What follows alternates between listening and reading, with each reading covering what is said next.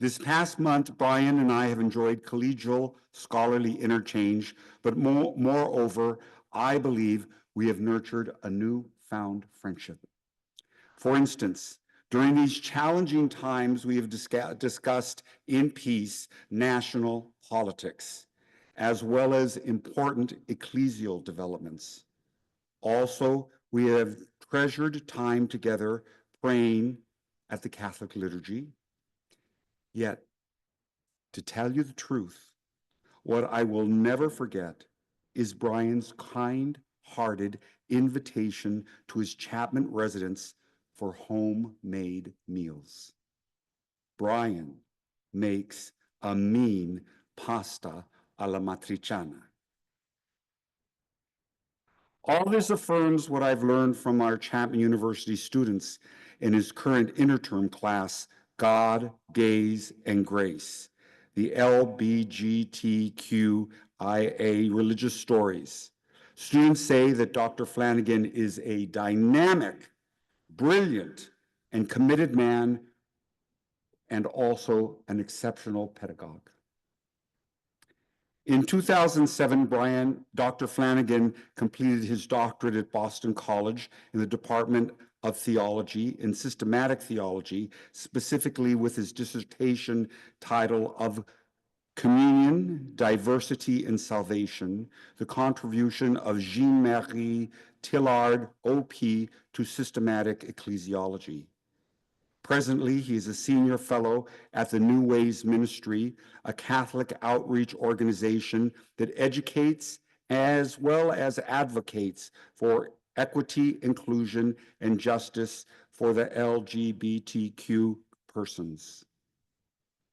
He is a research fellow at the Berkeley Center for Religion, Peace, and World Affairs at Georgetown University. As a Catholic theologian, his research focuses on the nature and mission of the Church. He has authored Stumbling in Holiness, Sin and Sanctity in the Church, published in 2018, and Communion, Diversity, and Salvation, the contribution of Jean-Marie Tillard to systematic ecclesiology, published in 2011.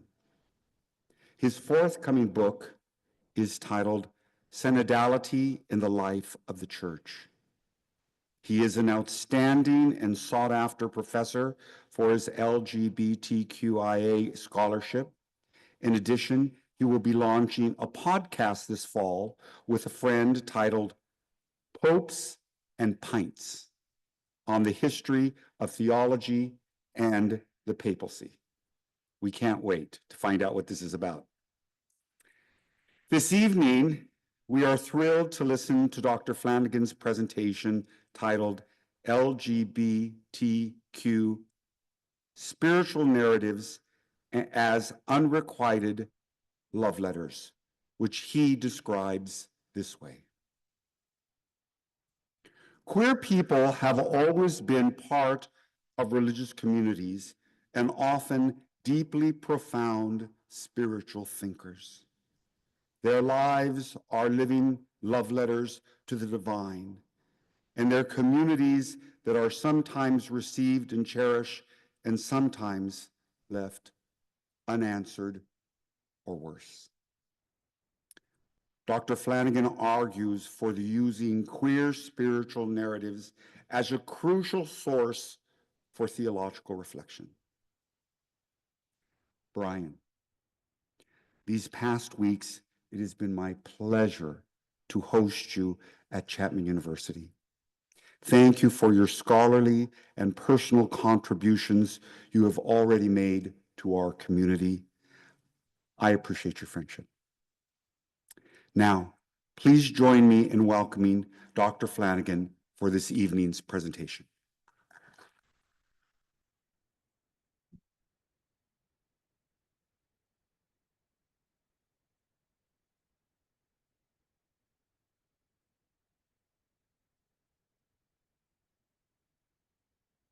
So before beginning can everyone hear okay? My more formal presentation, I want to begin with some gratitude. to all of the Chapman University community for the warm welcome you've extended me in these last few weeks. And some members of that community in particular, I want to thank Dean Jennifer Keene and Associate Dean Stephanie Takaragawa of the Wilkinson College of Arts, Humanities, and Social Sciences here at Chapman, who make this event possible. I want to thank the Reverend Nancy Brink for her warm welcome. Nancy is the executive director of this Fish Interfaith Center where our event is being held today. And I very much want to thank Rafael Luévano for his friendship, for his welcome, for that very kind and generous and possibly false introduction. And finally, I want to thank my students from this past few weeks from God, Gaze, and Grace, many of whom are here with us, for their engagement, for their enthusiasm, for their care for themselves and for each other, and for all the learning that we did together in our short but pretty intense month of study. I'm going to begin with a poem by the Irish poet, theologian, and writer Pádraig Ó Tuama. And I'm going to be interspersing that through the rest of my talk. And I'm kind of obsessed with Pádraig Ó Tuama these days. So if he's watching this today or later on, hi. It's entitled Narrative Theology 2 from his book In the Shelter.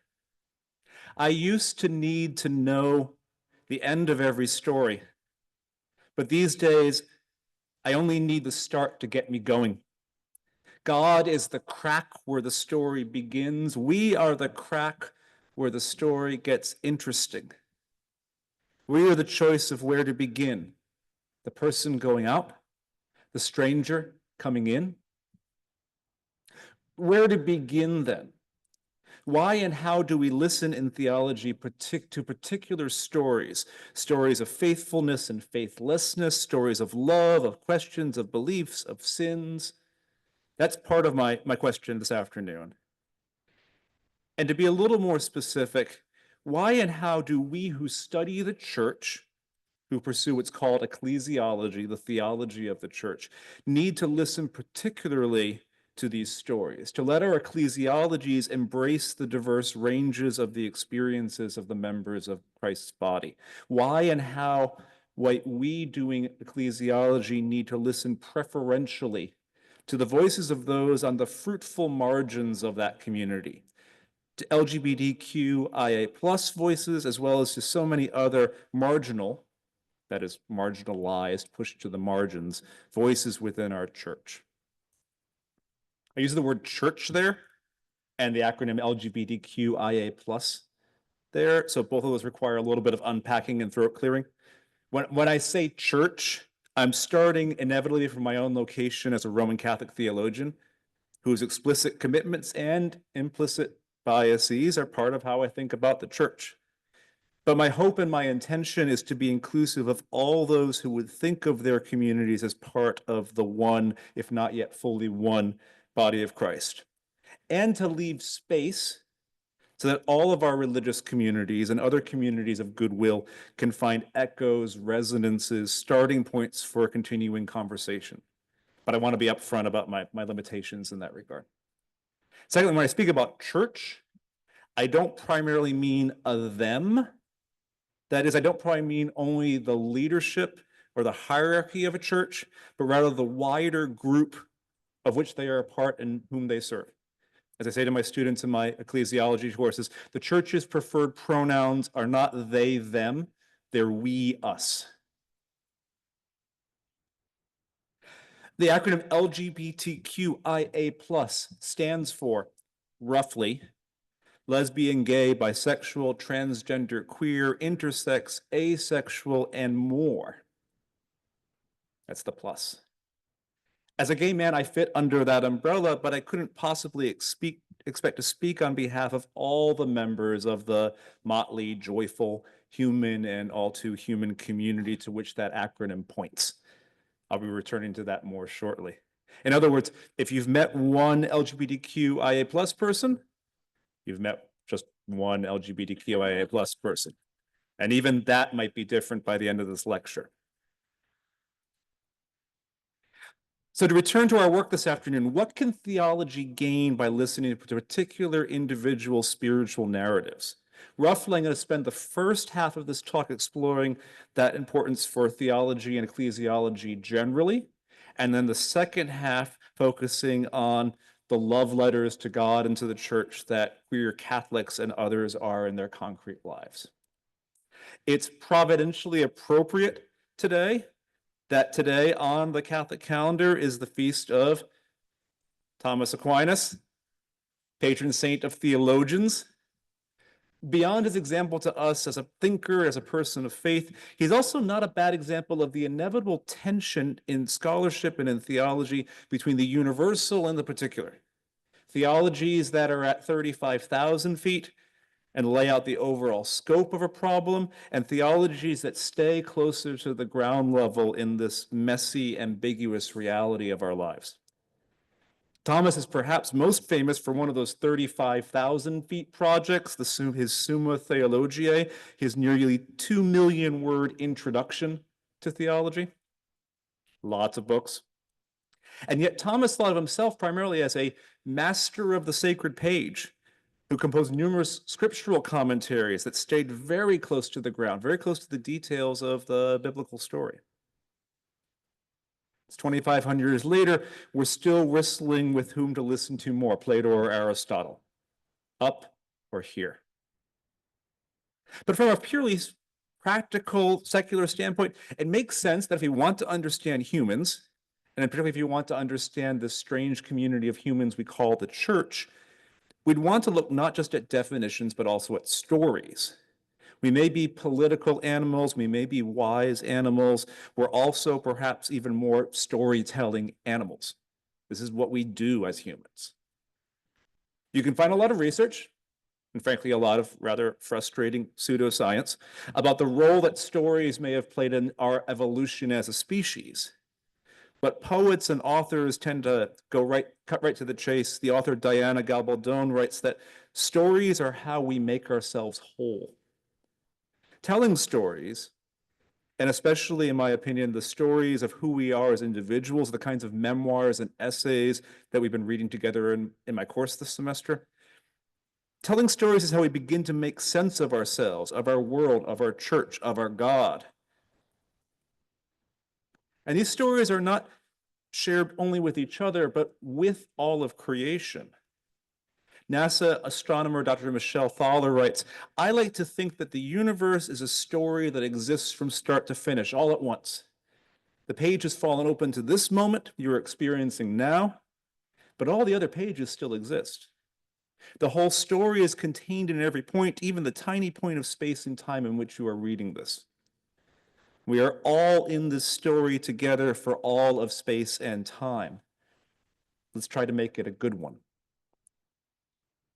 It's these connections that begin to suggest why stories might be important for theology, and especially important for a theology that envisions God as the chief storyteller, a theology that explicitly names God as creating through a logos, through a word, or in a very, very, very loose translation, through telling a story. You can see some of that respect for story in the St. John's Illuminated Bible out in the hallway, as well as the beautiful exemplars of religious texts from other traditions present here at Chapman. So much of the Jewish tradition and so much of the Christian tradition that inherits the majority of its Bible from Judaism points to the idea that when you ask who God is, you don't rattle off a list of characteristics, you tell a story about God, people, and their relationships. Even in Thomas Aquinas' Summa, you see him wrestling with his attempt to reconcile Greek philosophical categories for the divine, all-knowing, all-powerful, all good, with the messier reality of salvation history. In the Summa, the concreteness of the call of Israel and of the incarnation of Christ usually wins out over Aristotle and Plato, usually. But that might be why, after a mystical experience shortly before his death, Aquinas put the pen down and describe his work to that point as so much straw. To return to Padre Optuma, where he engages those scriptures. God is the fracture and the ache in your voice. God is the story flavored with choice. God is the pillar of salt full of pity, accusing God for the sulfurous city. God is the woman who bleeds and who touches. We are the story of courage or blushes. But if we combine Dr. Thaler, the scientist's insight into the universe as, quote, a story that exists from start to finish, and if we are open to the possibility of a capital S storyteller, our Christian and our other religious imaginations might expand to include the idea of creation itself as the greatest story ever told, to cite the old cliche. And perhaps the particular story of incarnation, salvation, and sanctification that we in the church believe is part of that story.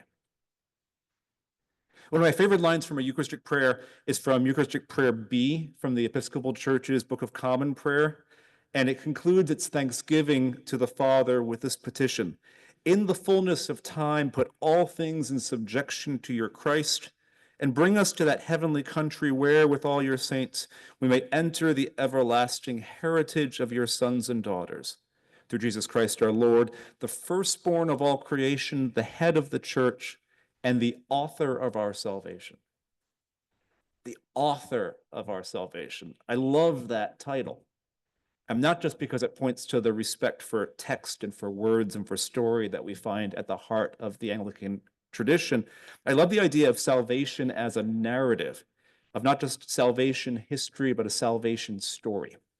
And for Christians, at the center of that story is the idea of God's incarnation in a very particular human life, of a Jewish man born to an unmarried young girl in a territory occupied by the Roman Empire. Or, more poetically, in the words of my friend Regina Walton, an Episcopal priest and poet, of a word, quote, translated to flesh, spoken into human. For ecclesiology, what's important is that this work of God's word being, quote, spoken into human doesn't end with Christ's incarnation, but continues. In Marty Haugen's hymn, "All Are Welcome," beloved for obvious reasons by many LGBTQ plus affirming Catholic churches, the final verse calls out, "Let us build a house where all are named, their songs and visions heard, and loved and treasured, taught and claimed as words within the word."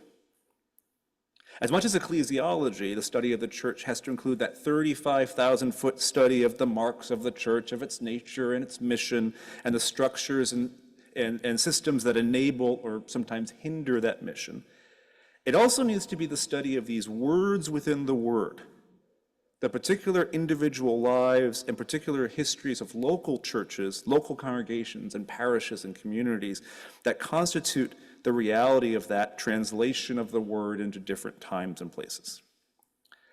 None of this is new, of course. I mean, to be honest, little of what I'm saying today is entirely brand new, but hopefully might be new in terms of the connections I'm trying to make, the crazy quilt I'm stitching. In theology generally, and in ecclesiology in particular, we've always tried to see how do we connect these theories to the lived reality of the church. For ecclesiology, church history has almost always been the playground where we see what actual churches look like. More recently, the turns towards ethnography and narrative in ecclesiology have provided increasingly fruitful pathways for thinking about the real church. The Ecclesiology and Ethnography Network has led the way in highlighting how ethnography can provide a systematic approach to lived ecclesial reality.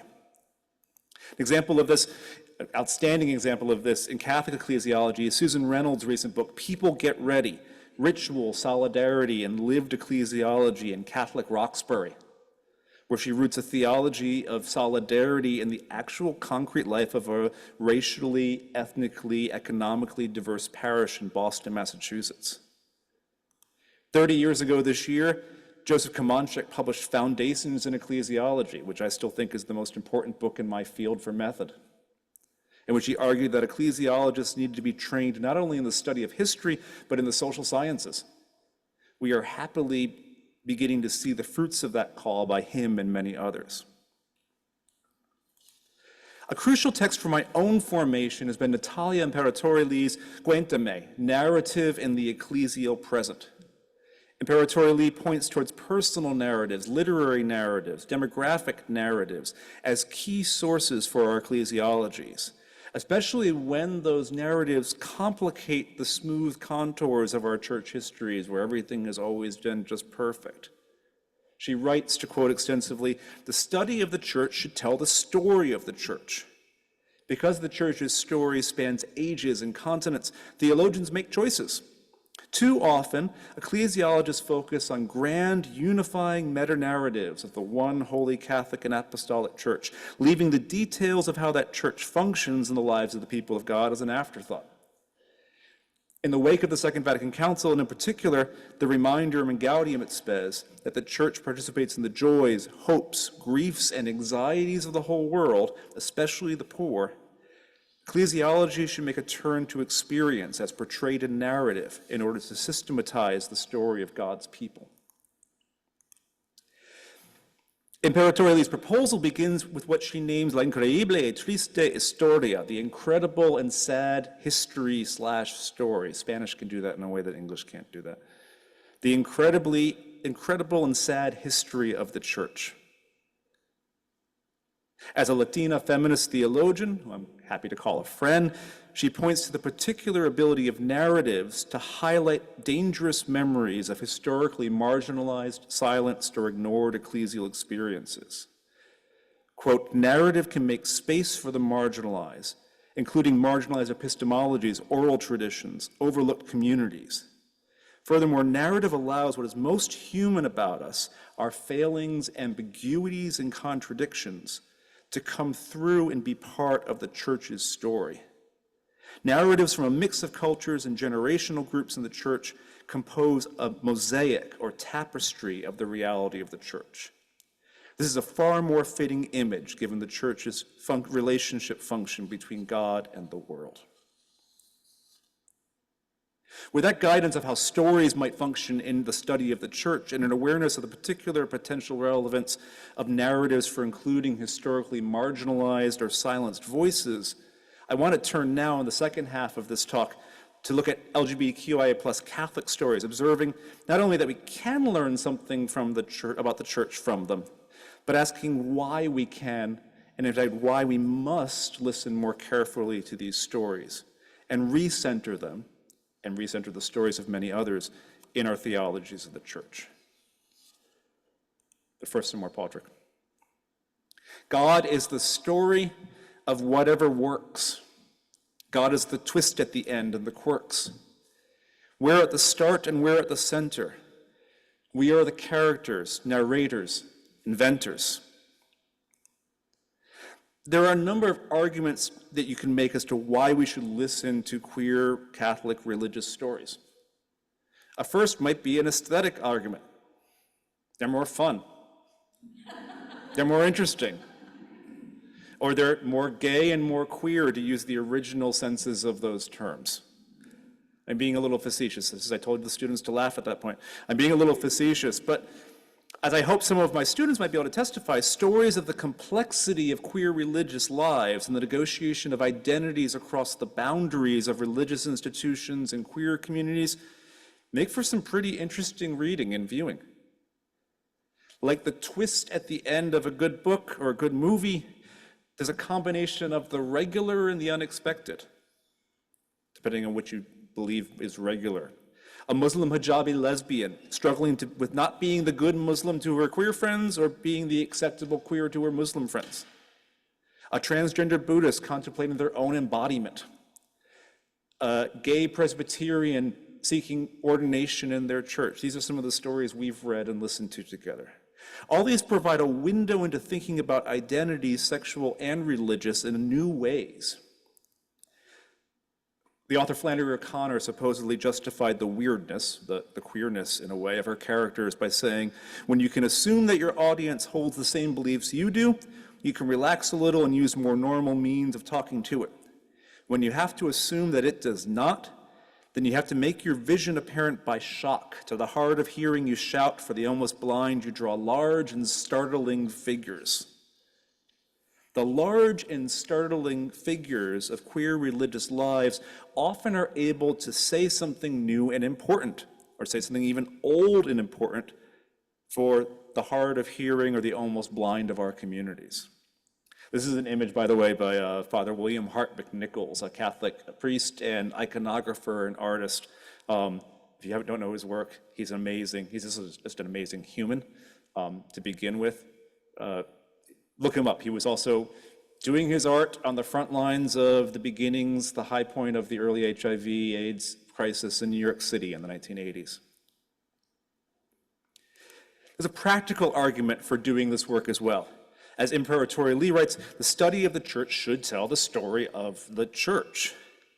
So before we even get to theology, trying to understand the church requires attention not only to the grand narratives of which pope said what, podcast coming soon, or which canonized saints did what, but to the small stories of the friends of God and prophets, the unnamed and perhaps unrecognized saints and sinners whose stories are the story of the church. I want to highlight here a particular project in this regard. My friend and colleague Emma Sislik is a historian working with the Center for LGBTQ and Gender Studies in Religion at the Pacific School of Religion in Berkeley on the Queer and Catholic Oral History Project. You can scan the QR code if you want to learn more.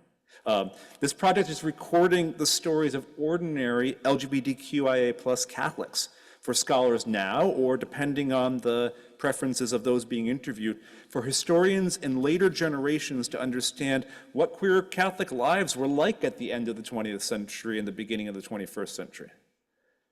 My students were lucky to learn from Emma, and many of them have been doing their own oral histories as part of this course. A third argument for listening to LGBTQ+ Catholic stories, we're veering slowly towards the theological, is the ethical argument. Queer Catholic voices have been marginalized, silenced, or ignored for centuries, so we have a duty and justice now to go out of our way to hear them. Think back to Natalia Imperator Lee's insight of narrative's ability to make space for the marginalized. And to be clear, this is not only true of LGBTQIA+ stories. There are so many other communities in our church, in our world, whose truths have also been ignored or pushed away. And practically, that also means we need to pay special attention to the intersectional identities of the stories we hear.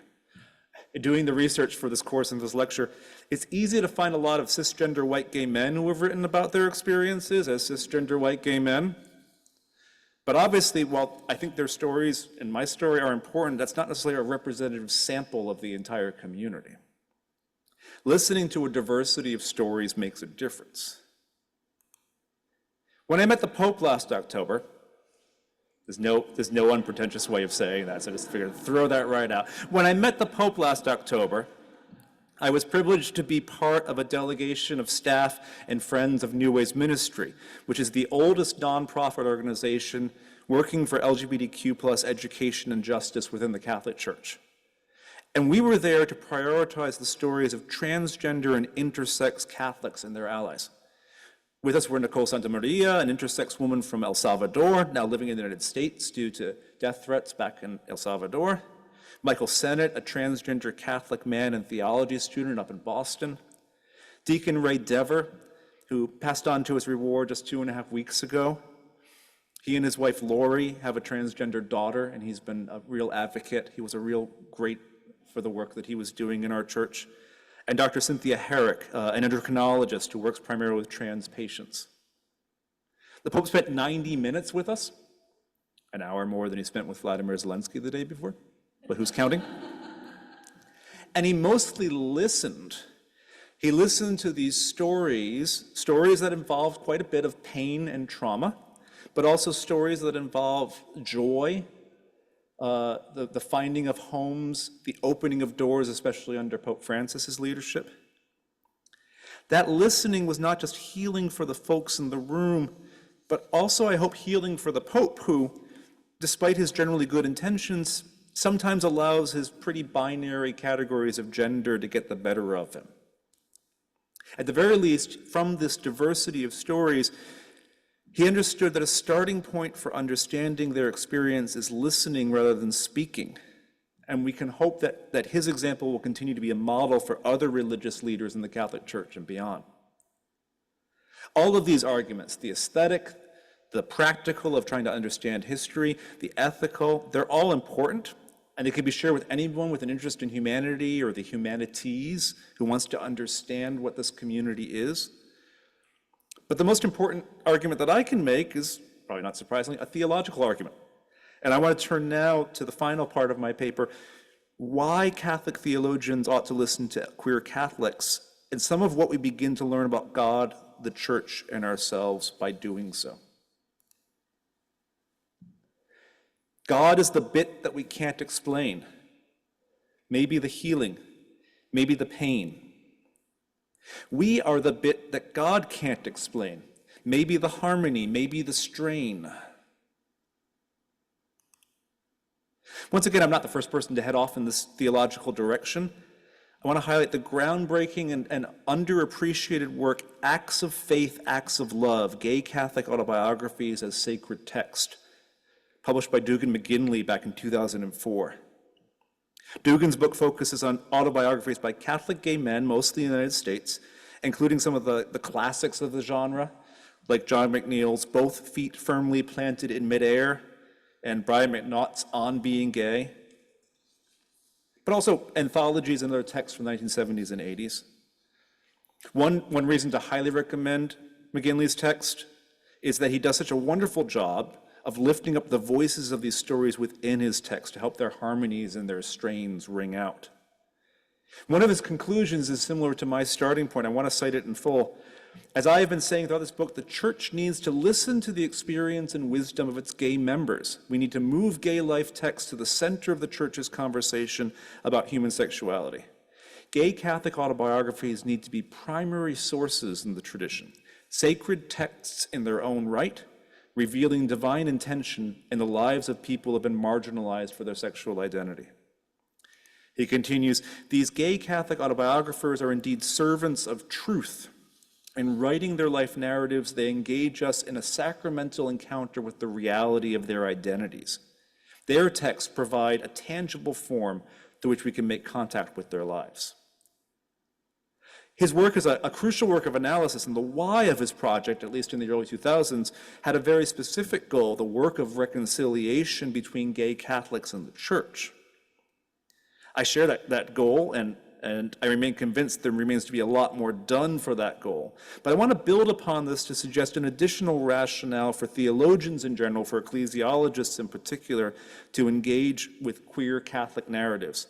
The lives and stories of queer Catholics, like the lives and stories of many of the peripheries of the Church, are not just an interesting additional possible source for understanding the Church, or understanding what we call in ecclesiology the sensus fidelium, the sense of the faithful, but are in fact a privileged theological locus that illuminates what the Church is in a way nearly impossible without these narratives. So let me unpack that a little bit. Catholic ecclesiology, especially in recent decades, has recovered its awareness of what is technically called the sensus fidelium fidei, the sense of the faithful of the faith, which we usually often shorthand just to the sense of the faithful. And it goes back to earlier, but most recently in Vatican II's document Lumen Gentium, the Council of the Church taught authentically the holy people of God, meaning all of the Church and not just its leaders, shares in Christ's prophetic office. The entire body of the faithful, anointed as they are by the Holy One, cannot err in matters of belief. They manifest the special property by means of the whole people's supernatural discernment in matters of faith, supernaturale sensu fidei. In further theological reflection, scholars like John Burkhardt, Armand Rush, Amanda Osheim, and others, this idea of the sense of the faithful has been extended beyond just this conciliar usage to refer not only to areas of universal agreement, but also to the wider participation of all of the baptized, lay people as well as clergy, in handing on a true sense of the faith. Pope Francis has recently been crucial in reviving and promoting forms of synodality in the Catholic Church to better discern the sense of the faithful. And by synodality, that's a really technical word, but a very popular one, at least among Catholics these days.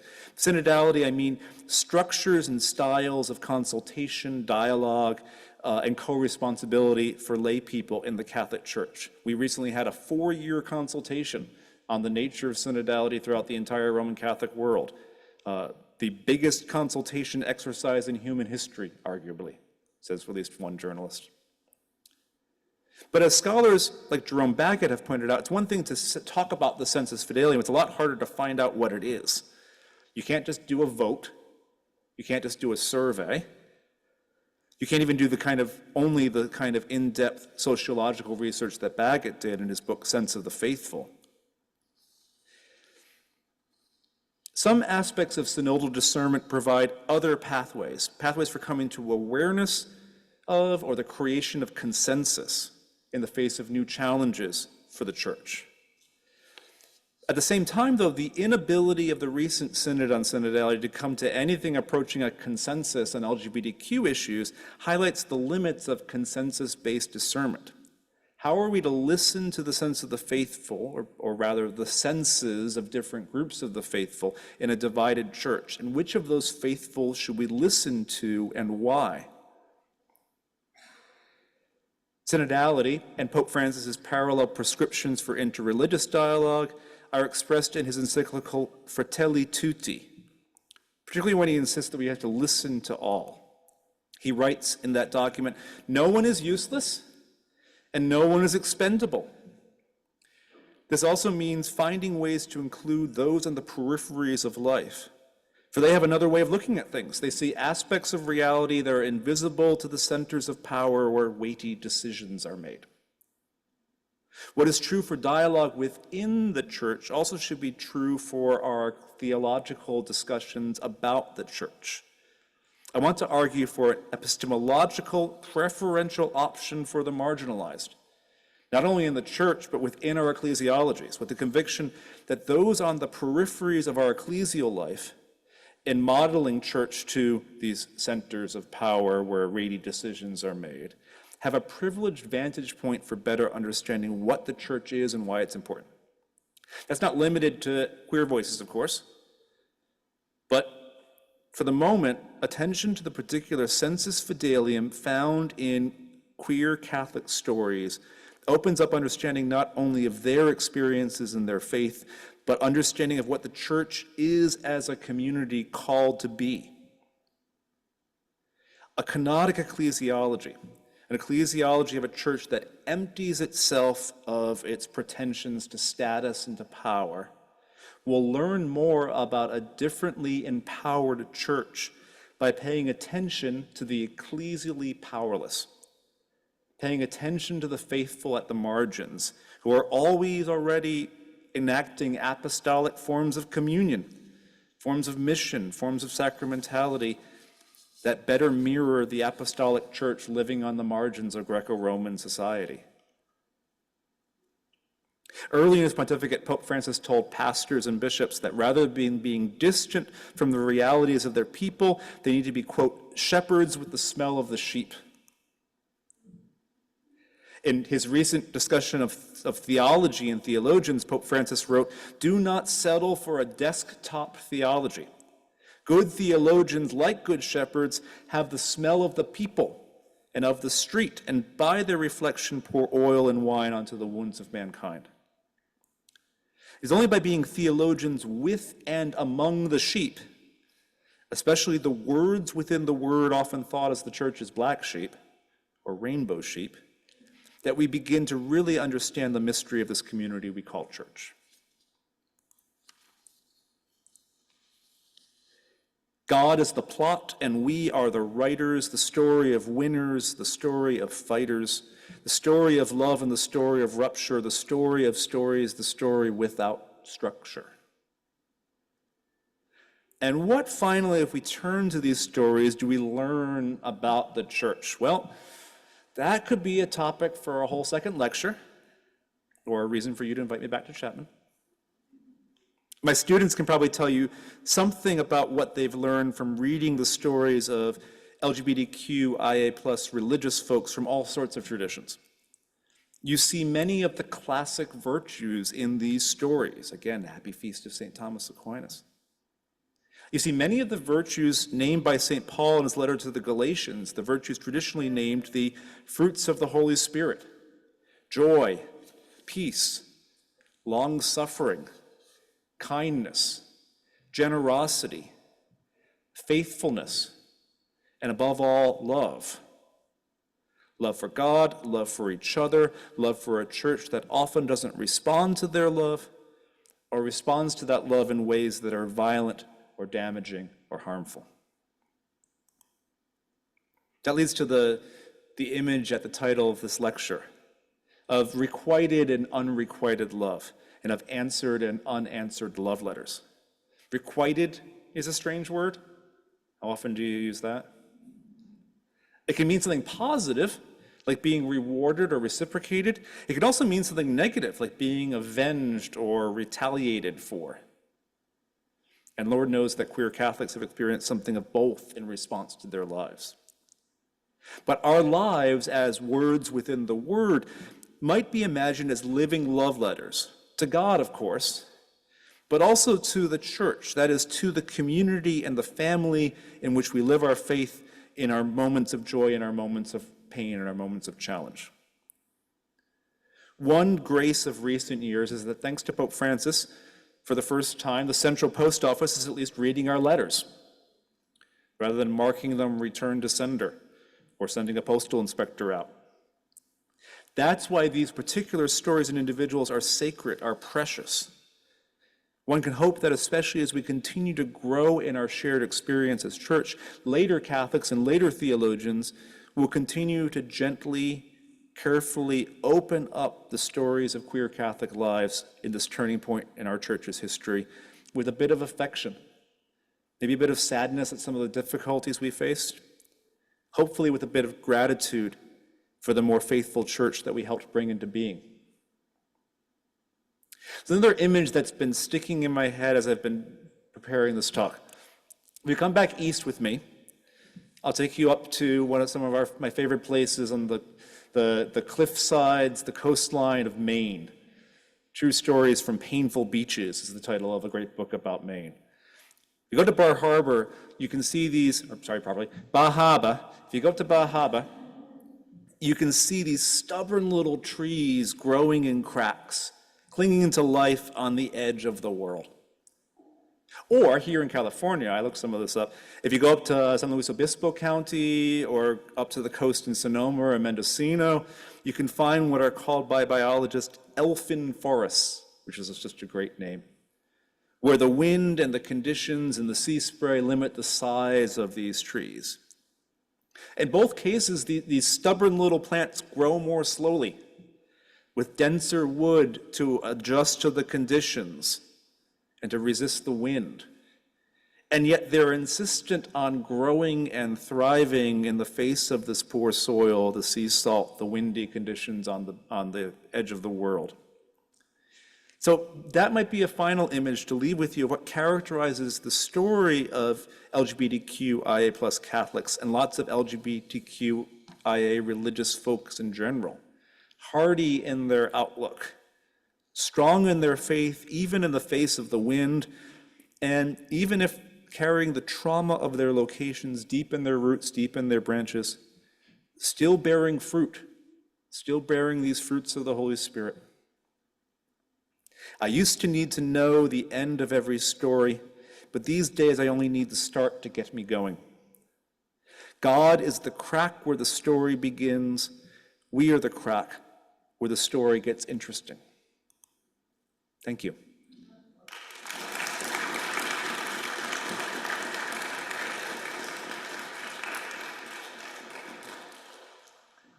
And I think we have some time for questions, so have at it. We have a microphone. But folks who need audio can hear. Questions or comments?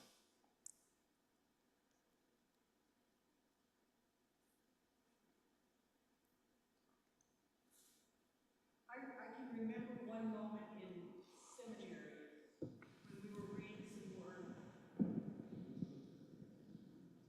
more. That's right. I remember one day in seminary in the 70s, and we were reading some old European dead white guy, and Whom I love, for the record, many of them. yeah, good stuff. But I had just come from a feminist theology class, and I realized I knew the stories of each of those writers, and I knew nothing of the story of the other theologians I was meeting in the next class. And I've thought about that for all these years, about how knowing the story informs how they formulate their understanding of God or of text and all of that, and that we're robbed when that gets left behind by anybody, I think. That's just... Yeah, and that also helps to push back against the idea of there being this sort of just neutral voice from nowhere, delivering truth as though truth doesn't always have all these cultural and geographical and theological contexts. Bernard Lonergan, who's a really important Catholic theologian and philosopher, for one of the smartest things he said was that ideas have dates, but people have dates as well. People are writing, thinking, acting within a particular space, a particular time, and that's part of the fun of it. I mean, I think when you're doing theology, you should have a history book next to you the whole time you're doing it. Or you should be trying to get to know, as you were lucky to do, like, well, who is this person and where are they coming from in the way that they're experiencing their faith or talking about it?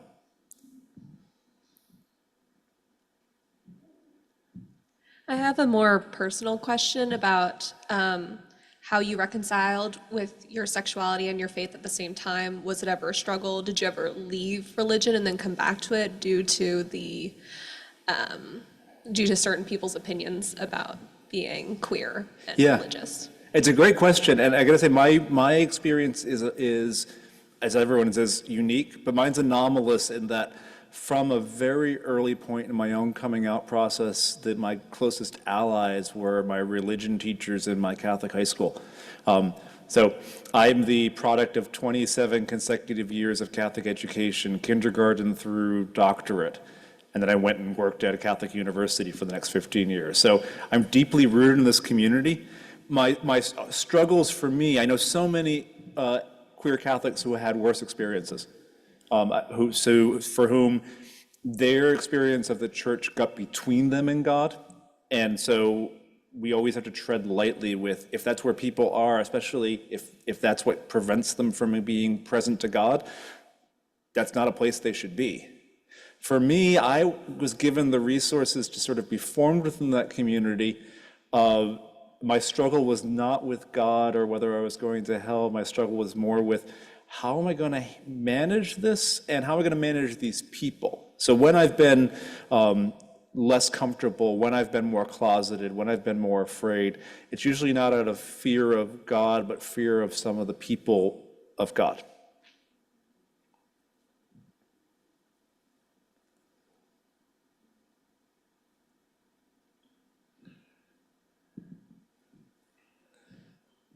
What would be your suggestion on how to queer sacred spaces? Oh, that's a great idea. How would you suggest to queer sacred spaces? Queering sacred spaces. Could you say a little more? Because I think I might be getting what you're getting at, but I want to get it right. In the physical sense of, in church, of how you would queer a church in like the queer aesthetic sense, but then also in a very spiritual sense, and how do you queer the spirit in the air? Yeah. I mean, my first probably flippant response is that a lot of religious spaces are already pretty queer to begin with, right? In the sense, and I mean this in a serious way, in the sense that this much beauty and this much space dedicated to doing something that's not productive, it doesn't end up with a sort of product that you can sell at the end or something that you can buy at the end, is already heading towards something that I would think is important to queerness. I think what queer theology can do, and queer people within religious traditions can do, especially though, is to change some of the hierarchies that these rooms often reflect. I mean, right now already, I'm up on the podium in front of you, sitting kind of passively in a circle as though I'm the center of attention. And that doesn't need to be the case. But on the other hand, I didn't try to put you into small groups as we began today. My students are used to that already. But I think there's also a way in which the use of the use of art, the use of beauty, the use of new art. I was able to put some of my favorite artists, popping them up in the background, so even if you were bored, you still had some pretty pictures to look at. I think there's a way in which that having multiple pieces of different experiences within the liturgy. I mean, think about, for instance, the one I know best, the Catholic Mass. You already have readings from one part of the scriptures rooted in the Jewish scriptures, readings from another part rooted in the early church's gospels, readings from another part rooted in the writings of St. Paul, and those don't always agree with each other, especially when you start looking at when Paul and Peter and James start fighting. So having some space for that tension of difference, I think, would be another thing that is important, not just to the readings that we do, but to the way that we set up church. This is where I think Catholics have a lot still to learn from a lot of our Protestant siblings in faith, frankly, is that experimentation. But I also think there's something about the weirdness and the overabundance of Catholic and Orthodox ritual. More incense, more artwork, more relics, more, we should put some more bones on that wall, right? There's a way in which that's already heading in that direction. There's a scholar named Andy Buchelrieger, who is a scholar in Ohio, a Catholic theologian, who wrote about the use of relics as sort of a queer intrusion of death into spaces of life. And he was taking particularly the head of St. Catherine of Siena, of like, it's this large, preserved, sacred, severed head. It's kind of hard to make that fit with, sort of standard suburban values. Thanks for the question.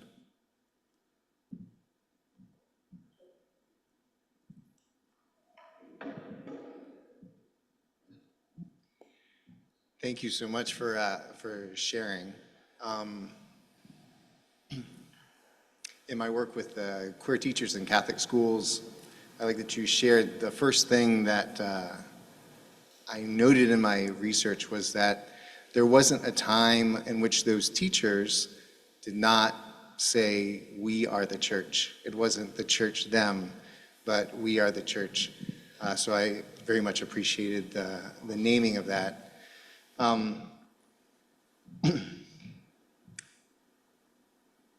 I appreciate this whole conversation of when the Second Vatican Council really opened up kind of a much more broad way of understanding the way that grace is happening. What is the church? Where is the church? What it left us with is a lot of fuzziness, right? There now wasn't the clear defined walls of the church by which we can now definitively say, maybe in the way that Trent wanted us to, this is Catholic, this is not Catholic, God is working here and God isn't working there. And so to bring in this methodology of looking at the stories, that the sense of the faithful,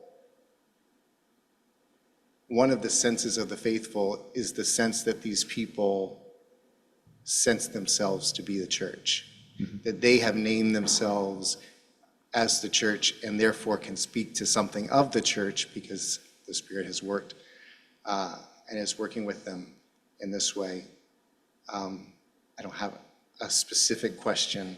More that the last point that I wanted to highlight, I thought it was really powerful the way that you spoke of the kenotic church, that in some ways you have the church that is becoming, but at the same time, a church that is unbecoming, right? That it's emptying itself out in order to be the vessel of whatever comes that's new.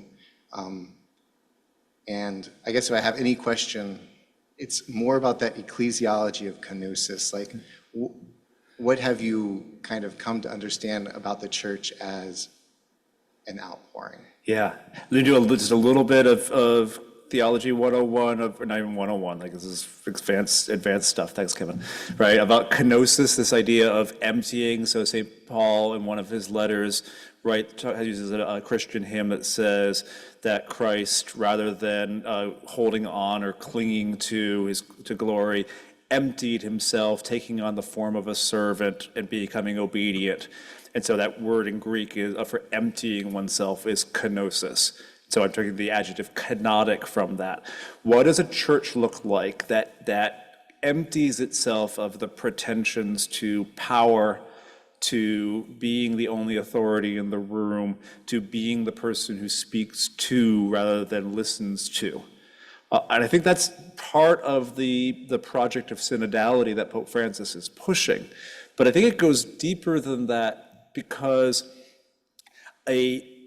so many of our human communities are rooted in really strong ideas of identity and really strong ideas of location, and usually that involves a lot of policing of boundaries. And I think the church has always, especially when it slips, especially when it gets in trouble, falls back into putting up big boundaries and wanting to maintain a secure identity. And we see this today in the ways in which kind of forms of some forms of Catholic traditionalism that are really involved in shoring up a super strong identity. But to be fair, we can find the same forms in some Catholic worker houses and some more left-leaning ways of being church. What does church look like when it is not spending as much time trying to preserve itself? And that, in a way, makes it look not just like a weird community, but almost a flawed community by comparison to a university which wants to hold on to its identity and continue growing and wants to be around in 100 years and stronger. What does it mean for a community that says to itself explicitly, the message needs to be around, but the particular structures and ways in which we're doing it we need to let go of it every time we sense that power is getting in the way of our preaching a powerless man from a marginalized Jewish community in a backwater part of Galilee who gets killed as an enemy of the state. How does the church become like that? And sometimes it does. I mean, I think that's the beauty we see over and over again in Christian history is places where that kind of self-giving community comes to the fore. But we also have a lot of counterexamples of where Christians, with the best of intentions, took on more of that status of being over and above others. Yeah, that's a start. That's where a lot of my thinking is going these days, about how do we talk about the importance and secure the permanence in some strange way of the church without doing it in the way we do in almost every other form of our human identities. The other thing that goes with that goes back to the beginning part of your comment about the diversity of these cultural expressions. One of the challenges of synodality is, for those of us who are used to, especially I'm going to speak for myself, coming from North America and coming from the kind of university systems of the North Atlantic, being used to being the people that Catholics that other parts of the world listen to, historically, well, how do we make space and how do we empty of ourselves of our pretensions to our theology is the only correct theology in response to folks from sub-Saharan Africa, folks from Southeast Asia who might disagree with us even on the question of the status of LGBTQ persons in their church. That's a much longer conversation, but it's part of the conversation too. Anyway, one more, or are we good? Brian, thank you for your presentation, for your class, and your generous gifts to our community this last month. During your time here, we have witnessed the inauguration of a new president and seemingly a new age in our country and disposition towards diversity. My favorite picture was Pope Francis listening carefully with his hands to his ear, but our American episcopacy and conference are not so openly disposed to listening. I just would like to ask you to comment on this and what does this mean, not for the future, but perhaps just for the present. Mm-hmm. So could you just comment, for me, there's just so much going on. I'm trying to make sense of it. I'm kind of reeling. I think other people might be too. And Do you have any reflections? Yeah. I mean, again, I always start with the flip response and hopefully get to something smarter. The flip response is, it's been a wonderful month to not be in Washington this month.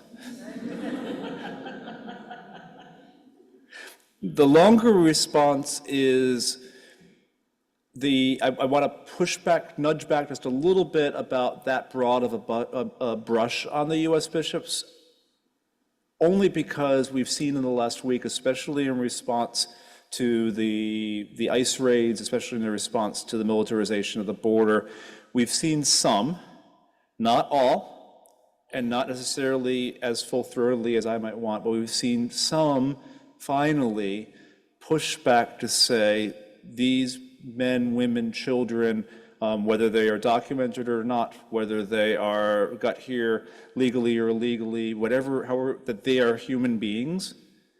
They are sometimes members of our church, but that's not a reason to treat them differently.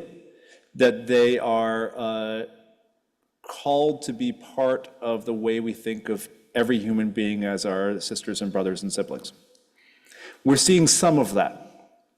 I think that the project of the most lasting part of Pope Francis's efforts to reform the church has been not just the bishops that he's appointed, although a lot of those are better when it comes to listening, but especially trying to say that these structures by which pastors of parishes, bishops of dioceses, presidents of Catholic colleges and universities have to make listening to all of the people impacted by their decisions a standard part of their activity rather than a once-in-a-lifetime part of their activity. If that works, which is a big if, we can see ways in which we can have a Catholic community that is forming different kinds of responses to our political life, that are listening especially to folks who are most marginalized by our current president and the administration, by people who are being marginalized by many very vocal Catholics who are part of that administration or active in other spheres. I think I don't have a good answer, obviously, other than sharing some of the pain. There was a thing on Twitter the other day, so Bishop Buddy of the Episcopal Diocese of Washington gave this really powerful appeal to President Trump at Washington National Cathedral to have mercy on LGBTQ plus people who are scared for their safety, to have mercy on people at the border. And someone on Twitter had a comment with a picture of her that said, "Do not commit the sin of empathy." That's the whole damn ball of wax, right? I mean, this is a chance, I think, for the churches, the we, not them, to claim some of the standard basic foundation of what we believe God is and what we believe we're called to do because of who God is in ways that don't fit the narrative that empathy is a sin. So I'm relying less on our bishops because I think by nature you don't become a bishop if you take big stands anymore.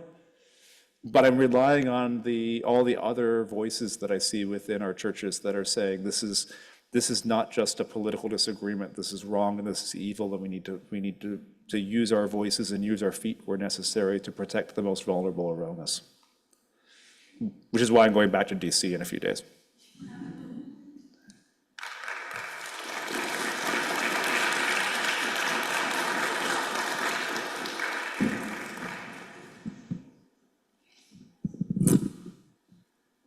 Thank you for a stellar presentation and bringing a wonderful presence to our campus. Let's give him one last round of applause. And thank you for our audience that's tuning in back east. And gracias. I think I saw there's some little food and munchies on the corner too. Of course, there's snacks, empanadas. Okay, good.